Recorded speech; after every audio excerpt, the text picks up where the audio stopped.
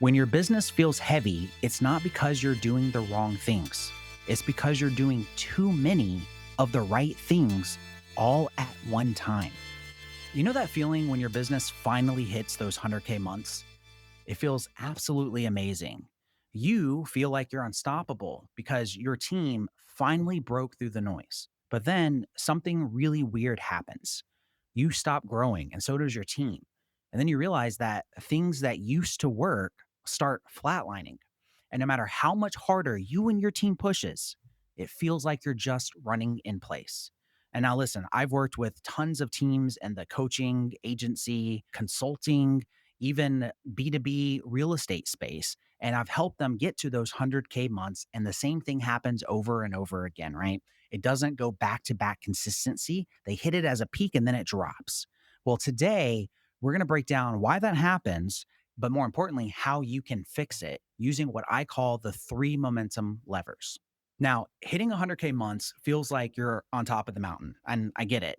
But in reality, it's really just base camp for the next climb because the same energy that got you here can't actually get you there to that next level. Now, you've shifted from startup energy where you're scrappy, you're creative, you're really just figuring things out. And now you're over to operational drag. This is where you're buried in systems and processes and, let's be honest, problems that just suck the life out of your growth completely. And this is where founders end up crashing. They don't lose momentum because they're lazy. They lose it because the game is constantly changing and they're still playing the old one. So, how do you reignite momentum once you've actually hit that plateau? You do it by mastering what I call the three levers. The first one is vision. This is where you're going. The second one is velocity, how fast you're moving. And the third one is vitality, the energy behind all of it. Each of these drives the others. If you lose one, the entire engine will just slow down. So let's actually go and break these down each. So, lever one, vision. Now, a lot of people get vision confused with a mission statement, and it could be so much further from the truth. Think of vision as a fuel source. Okay. When you lose sight of a 10x goal, you lose the fire that makes the daily grind completely worth it. I don't know if you know the story about Snapchat, how Evan Spiegel ended up wanting to have a meeting with Mark Zuckerberg. Okay. And Zuckerberg wanted to buy Snapchat. And Zuckerberg offered him, I believe it was like $3 billion. And everyone went ballistic because he turned the money down. He's like, oh, yeah, we don't want to sell. And so what Zuckerberg did next was he holds out a prototype of something that they wanted to go and release. And it was basically an exact replica of Snapchat. It was Zuckerberg's way of saying, like, hey, either take the deal or we're going to go and launch this prototype to our audience and we can literally just beat you. And what's interesting is Evan went back to his team and he was furious. I mean, he was freaking pissed, as he should be. And he went and bought the book, The Art of War, and he gave it to all of his employees. And he told them about what happened, said, we are reading this book. We are going to war. It's on. We're going to beat Facebook. And obviously the rest is history. In fact, it's pretty funny when Facebook ended up launching that prototype, it backfired because all of the fans in the audience were like, okay, this is basically just an exact ripoff of Snapchat. So his plan utterly failed. But the key thing here is that that was a driving force behind the ignition of the team stepping up and putting in those extra hours, right? They needed that vision to fuel them as a source so that they can go on to greatness, right? And bring Snapchat to where it actually needed to be. That is how powerful vision is. Okay. So ask yourself a few questions. The first one's, what's my next 10x version of this? Whatever it is you're doing, what's that next version where you know you want to make it 10 times better?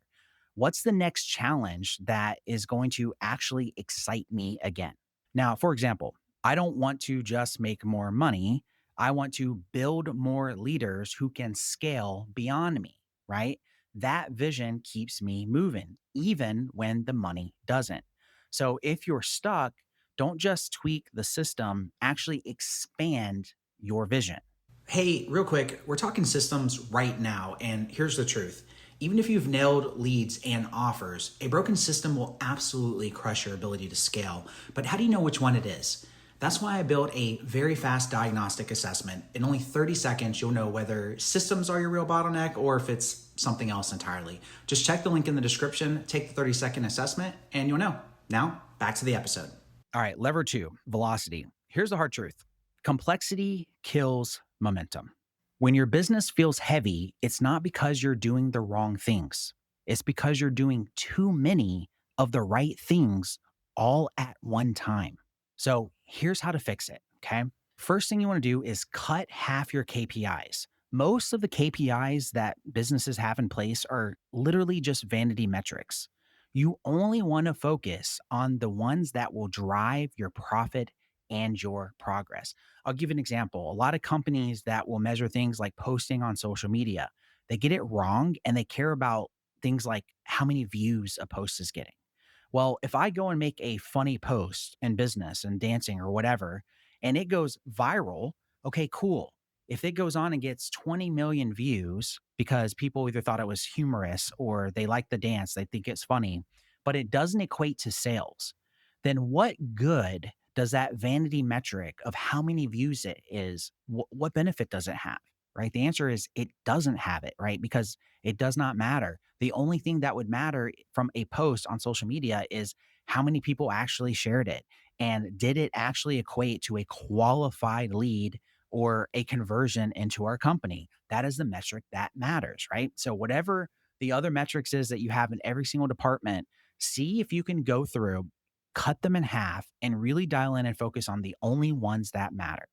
Number two, remove decision friction. Okay. Build rhythms. We talk about this a lot on this podcast. You guys hear me talk about rhythm over and over again because it's that important. Build rhythm so that your team knows what to do without actually waiting on you. Have a cadence of appointments and meetings so that these habits are actually built over time and your team knows what it is that they need to do. And then finally, number three, eliminate all low impact work. Every single busy task, these tasks that people do, even at 100K per month, it has a cost. Okay. And you have to protect your focus and your team's focus like you protect your cash. I'll give you an example, right? A company that was in trading, they had a trading offer that was high ticket and they were fluctuating between 80, sometimes like 120K, and then it would drop and then they'd get back up again every time they do a push for an event. And when I went and looked at all the numbers and the tasks that was going on with their team, come to find out, I see all these appointments on their sales team's calendar, and it was just an abundance of meetings. Like the setters were having meetings, their sales reps were having meetings. And I looked at their schedule because they're like, oh, we don't really have a lot of time to be able to do this extra stuff to get to KPI. I'm like, well, what are all these meetings for? And like, oh, well, that's a meeting talking about marketing. And this is a meeting where we go over numbers for stuff that's going on the back end. And these are our leadership meetings. And here's the thing, they weren't leaders. They had nothing to do with marketing. So I literally had to go to the owner and say, hey, why are all of these meetings here? We're literally just keeping your guys, again, busy when they could literally just be focusing on a revenue producing activity because that's the only thing that matters. They should be going qualifying, booking appointments, they should be closing deals. And so the moment we cut and shaved all those appointments off of their calendar, which weren't even relevant to them anyways, they did not need to be there. It freed up tons of hours. And all of a sudden, the booking rate started picking up again, right?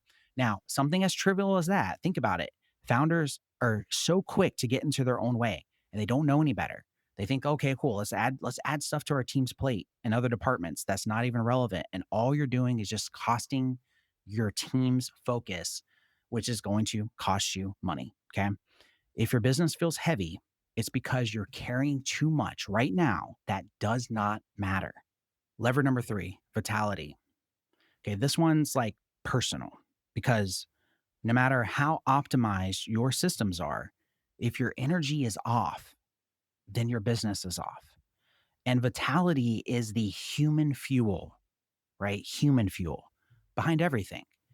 If you and your team is running on burnout, no strategy in the entire world can save you. you must protect your energy like capital. Okay. Now, how do we do that? Do simple things where you and your team go out and get sunlight and movement daily. Encourage your team to get sunlight, encourage them to get up and move around all the time. Make sure they're exercising. Encourage your team to guard your focus as a leader from distractions, as well as whatever it is they must be focused on. When I worked with an influencer business owner by the name of Jason Capital, and we launched a new offer, we went from 0 to 1.4 million in 4 months on a brand new offer. Now, mind you, he had like combined, I think, over 3 million followers on social media. So it was still an incredible feat. But what happened was when we started getting all this volume and the team started growing really quickly to be able to maintain that upkeep, I knew I needed to protect his time because his skill set was marketing. He was so good at writing sales copy. And when he would write ads himself or make copy for landing pages, they would convert because that was his biggest skill set. And I needed his focus to be focusing on that and the business. Those are revenue producing activities. So whenever people on the team or clients would come and wanted to like take his time, or people on our team would always want to go and ask questions or do this and do that, I literally put my foot down and said, hey guys, come to me for these type of things unless it's an absolute emergency, right? We had to label what emergency was because most people think on the team that something trivial is a big emergency when it's really not. And I protected his time and his focus, and the business grew because of it. It did not suffer. So again, train your team to make sure that they guard and protect your time, because when they're bought into the vision of the business and they focused on growth, they will be picky about things they want to bring to your attention, especially when sometimes and most of the time it's really not even needed. And treat rest as a weapon, okay? Not a weakness. Make sure people on your team are not bragging about running on 4 hours of sleep. I see this all the time with tons of teams as if it's some kind of badge of honor. And when I hear it, I'm like, okay, well, great. So what you're saying is you're getting no sleep, you're going to be tired, you're going to make poor decisions, and now you're running at a low level operationally. Not a good look, right? Especially if they're in sales. Imagine being tired and fogged down, having brain fatigue and brain fog because you're exhausted. So it is not a badge of honor. And I'll never forget what I learned in terms of how to protect your energy from my mentor, Sharon Srivatsa. And he scaled companies to the billions. And I'll never forget what he told me. And he's like, in all of his companies, he makes sure that all of his processes get everyone in each department to run at 80%. Even when he does simple things like hire a VA, right? And if you're watching this, you've probably made this mistake before where you go and you hire a VA and you just keep just flooding tasks on their plate. You're like, oh, there's plenty of extra hours available. Instead of hiring somebody else, I'm just going to have my VA do it. And you overload them. The way he explained it to me made so much sense. He's like, listen, no team can have the energy to keep going long term if they're burnt out and they're running at 100%. So 100% obviously that's red zone. Now, is there a time throughout a quarter or a really big push where you will go above that threshold and hit 90, 95 plus? Yes, of course. You're always going to have those pushes. But he's like, if he can build his processes and only have tasks to where every single member on his team is able to hit KPI and be functional at 80% of effort, he's like, they will never hit burnout and they will retain long term, and we will have energy levels to keep us consistent over time. I took that as a huge gold nugget. And I was like, you know what? He's right. It is very, very ineffective. Even in things in sales, when people are just pushing, and they're getting burnt out, and then you deal with churn. So remember, get you and your team to operate at 80% energy level to be able to go get results instead of stacking up so much on their plate to where they instantly get to the point where they are burnt out. Now, your spirit is your company's multiplier. When you're energized, your team feels it. But when you're drained, they feel that too. Now, remember, momentum isn't a metric, it is simply a mood. So check yourself weekly. Literally ask yourself very simple questions related to vision, velocity, and vitality. The first one related to vision: do I still believe in the current mission? Does your team still believe in the current mission? The one related to velocity is, am I moving with clarity or am I moving with chaos? Same thing for your team. And finally, question related to vitality. Am I actually energized? Same with your team. Or are you and your team simply just executing without energy? When all three align, momentum will compound over time. But when one drops, your entire engine is going to stall. Now, I am extremely excited for next week because a company doing over 5 million a year in policies just hired me in to build their outbound system for a new high ticket offer that they launched recently. And next episode, I'm going to walk you through the entire macro structure over everything I am building out while it is fresh on my mind. This is the Sell for Scale show, where we break down what it actually takes to scale a team sustainably. And if you've missed episode 28, go back and watch that first. It lays the foundation for everything that we're already building here. And if you got value from this episode, make sure that you subscribe to the show. I'll catch you guys on the next episode.